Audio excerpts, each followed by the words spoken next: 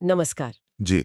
आज हम भारतीय सेना के एक बहुत ही खास commander lieutenant general वाई.के. Joshi ji. उनके अनुभवों पर बात करेंगे। जी। वो भारतीय सेना के अकेले ऐसे युद्ध सम्मानित कमांडर हैं जिन्हें चीन और पाकिस्तान मतलब दोनों ही मोर्चों पर सफलता मिली है। बिल्कुल। और उनकी बटालियन को शूरवीरों में शूरवीर भी कहा गया है। ये बहुत बड़ी बात है। हाँ, बहुत बड़ी बात। और उनकी जो हाल ही में किताब आई है हु डेयर्स विंस, उसका हिंदी अनुवाद है एक सैनिक के संस्मरण। आज की हमारी चर्चा इसी किताब के एक बहुत अहम हिस्से पर आधारित है। जी हैं। और ये समझना जरूरी है कि ये सिर्फ मतलब किसी लड़ाई का ब्यौरा नहीं है। ये कहानी है हिम्मत की, लीडरशिप की और मुश्किल हालात में भी कुछ मानवीय पहलू भर कर आते हैं। उनकी कहानी है। बिल्कुल। और आज हम खासतौर पर बात करेंगे कारगिल युद्ध की। उसमें भी पॉइंट 4875 पर जो एक भीषण लड़ाई हुई थी उस पर। और ये सारी जानकारी सीधे जनरल जोशी के संस्मरणों से है, क्योंकि वो उस वक्त 13 जैक रिफ के कमांडिंग ऑफिसर थे। तो हमारा मकसद है उस लड़ाई को समझना, कैप्टन विक्रम बत्रा के शौर्य और बलिदान को याद करना और भारतीय सेना का एक ऐसा पहलू भी जानना जिसके बारे में शायद कम बात होती है। और ये पॉइंट 4875 देखिए सामरिक रूप से बहुत बहुत महत्वपूर्ण था।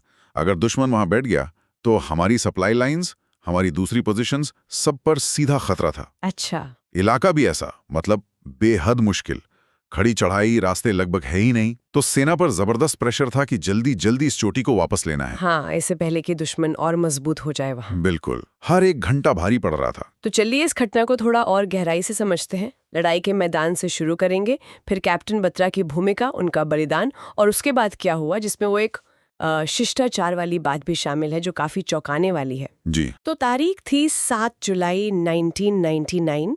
पॉइंट 4875 पर लड़ाई का तीसरा दिन चल रहा था। जनरल जोशी बताते हैं अपनी किताब में कि हालात बहुत कठिन थे। हाँ। चढ़ाई एकदम खड़ी, रास्ते इतने संकरे के आगे बढ़ना ही मुश्किल हो रहा था और कोई दूसरा रास्ता था भी नहीं। बिल्कुल फंसने वाली स्थिति थी। और ऊपर से ये प्रेशर कि जल्दी दुश्मन को हटाना है। जनरल जोशी के शब्द हैं, इससे संबंधित हर व्यक्ति इस शीघ्रता को समझता था। मतलब वो अर्जेंसी साफ थी। हाँ, और ये सिर्फ ऊपर का आदेश नहीं था, ये जमीनी हकीकत थी।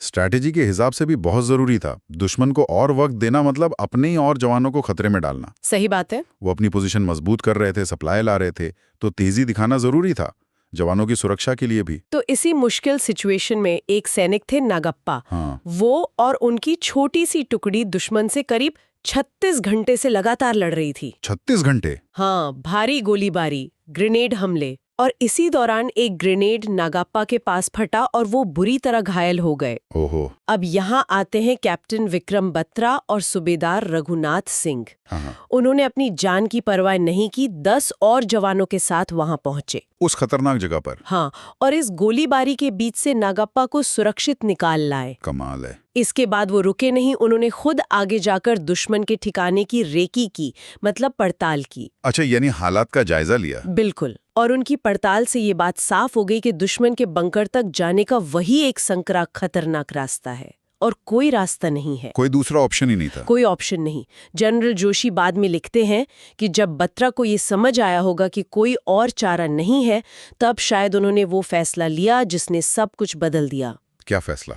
दुश्मन को उसी के अंदाज में मात देने का, सीधे सामने से हमला करके चौंका देने का। अरे, मतलब फ्रंटल असॉल्ट। हाँ। ये तो बहुत रिस्की होता है, लेकिन हाँ, यहीं पर लीडरशिप दिखती है। जब सारे रास्ते बंद लगें तो कुछ अलग सोचना पड़ता है। बिल्कुल। सामने से हमला करना, वो भी ऐसी जगह पर, ये तो आत्मघाती जैसा लग सकता है।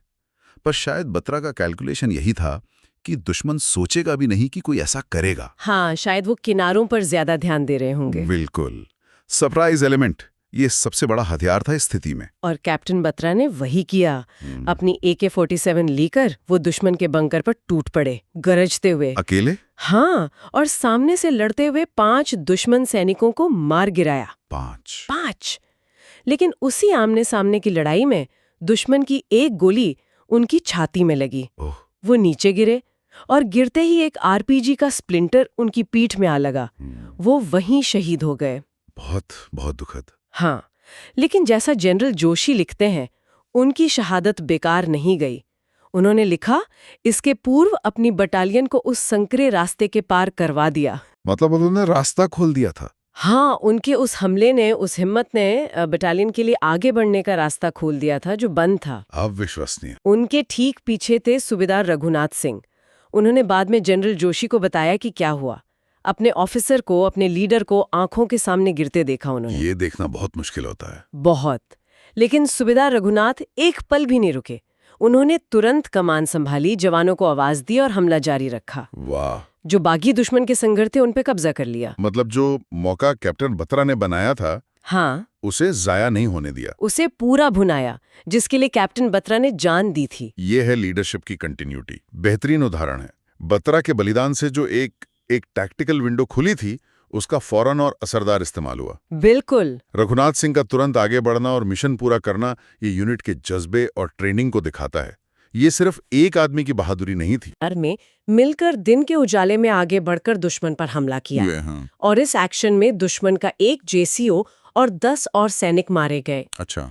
और इस तरह पॉइंट 4875 पर पूरी तरह से भारतीय सेना का नियंत्रण हो गया। तो अगर हम इस पूरे ऑपरेशन को देखें जी, तो बत्रा का बलिदान सिर्फ एक इमोशनल पल नहीं था, वो एक टर्निंग पॉइंट था। बिल्कुल, एक निर्णायक मोड़। उनके हमले ने दुश्मन को कंफ्यूज कर दिया और उसके ठीक बाद रघुनाथ सिंह और फिर वोहरा और फौजदार के एक्शन ने उस कंफ्यूजन का पूरा फायदा उठाया। टाइमिंग, कोऑर्डिनेशन, ये सब बहुत अहम था। जनरल जोशी अपनी किताब में कैप्टन बत्रा के लिए अपनी जो भावनाएं हैं वो बहुत गहराई से लिखते हैं। वो लिखते हैं, विक्रम के सर्वोच्च बलिदान ने मुझे इस जन्म और इसके बाद भी उनका ऋणी बना दिया। वो बत्रा की उस जिंदा दिली को, उस नेवर से डाई वाले जज्बे को भी याद करते हैं। हाँ, वो मशहूर थे इसके लिए। जनरल जोशी ये भी कहते हैं कि उन्हें बत्रा का कमांडिंग ऑफिसर और मेंटर होने पर हमेशा गर्व रहेगा। और जब उन्हें बत्रा की शहादत की खबर मिली तो पहला ख्याल उनके माता पिता और उनके जुड़वा भाई विशाल का आया। स्वाभाविक है। युद्ध खत्म होने के बाद वो खुद सूबेदार मेजर प्रकाश चंद के साथ बत्रा के घर पालमपुर गए थे परिवार से मिलने। वो उस पल को बहुत भावुक बताते हैं। ये दिखाता है कि एक कमांडर और उसके जवान के बीच कितना गहरा रिश्ता होता है। ये सिर्फ हुक्म और रणनीति की बात नहीं है। सही। ये जिम्मेदारी है, एक जुड़ाव है। और एक जवान की शहादत, खासकर बत्रा जैसे जवान की, उसका बोझ कमांडर हमेशा महसूस करता है। जोशी साहब के शब्दों में वो सम्मान, वो स्नेह और शायद वो दर्द भी झलकता है। हाँ, अब आते हैं उस दूसरे पहलू पर जिसकी बात हमने शुरू में की थी, युद्ध के मैदान पर शिष्टाचार। जी। जनरल जोशी कारगिल युद्ध की एक और याद साझा करते हैं जो थोड़ी अलग है, सोचने पर मजबूर करती है। वो बताते हैं कि लड़ाई में जो पाकिस्तानी सैनिक मारे गए थे, उनके शवों को भारतीय सेना ने पूरे सम्मान के साथ दफनाया था। अच्छा। हाँ, पूरे सैन्य सम्मान और उनकी जो मजहबी रवायतें थीं उनके अनुसार। ये तो बड़ी बात है। मतलब वो दुश्मन सैनिक थे। बिल्कुल वही दुश्मन जिन्होंने घुसपैठ की थी, जिनके साथ कुछ ही घंटे पहले जानलेवा लड़ाई हुई थी। अब मरने के बाद जब उनके शव भारतीय नियंत्रण वाले इलाके में मिले तो उनके साथ दुश्मन जैसा सुलूक नहीं किया गया। कमाल है। और जनरल जोशी ये भी बताते हैं कि ये तब किया गया जब कई मामलों में पाकिस्तान खुद अपने सैनिकों के शव लेने से इनकार कर रहा था। क्या पाकिस्तान अपने ही सैनिकों के शव नहीं ले रहा था? हाँ, ये आनाकानी कर रहा था। तो सोचिए ये कितना बड़ा विरोधाभास है। जिस दुश्मन से आप लड़ रहे हैं, मरने के बाद उसी का अंतिम संस्कार आप पूरे सम्मान से कर रहे हैं, जबकि शायद उनका अपना देश ही उन्हें अपनाने को तैयार नहीं। ये सिर्फ नियमों का पालन करने से कहीं ज्यादा गहरी बात है। ये भारतीय सेना का चरित्र दिखाता है, उनका ईथोस जो इंसानियत के मूल्यों पर आधारित है। हाँ, युद्ध की क्रूरता अपनी जगह है, वो सच है, लेकिन मरने के बाद दुश्मन भी एक इंसान है। उसका सम्मान करना, उसे उसकी मान्यताओं के अनुसार विदा करना, यह दिखाता है कि सेना सिर्फ लड़ने वाली मशीन नहीं है, उसके कुछ नैतिक सिद्धांत भी हैं। बिल्कुल। और ये उन भारतीय सैनिकों के भी ऊंचे चरित्र को दिखाता है जिन्होंने ये किया।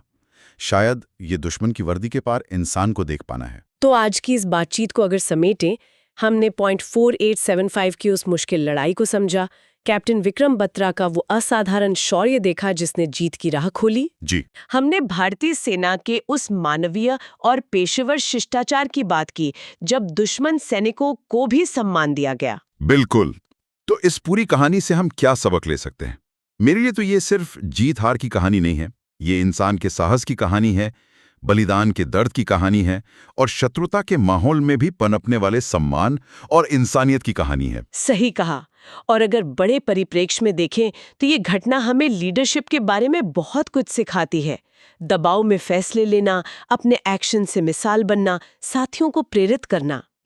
ये कैप्टन बत्रा जैसे साहस का प्रतीक है और साथ ही ये सेना के उन बुनियादी मूल्यों को भी दिखाता है जो सिर्फ लड़ने तक सीमित नहीं है। दुश्मन के प्रति भी, खासकर मृत्यु के बाद, एक सम्मान बनाए रखना, ये बहुत जरूरी है। और आखिर में हमारे सुनने वालों के लिए एक सवाल छोड़ जाते हैं।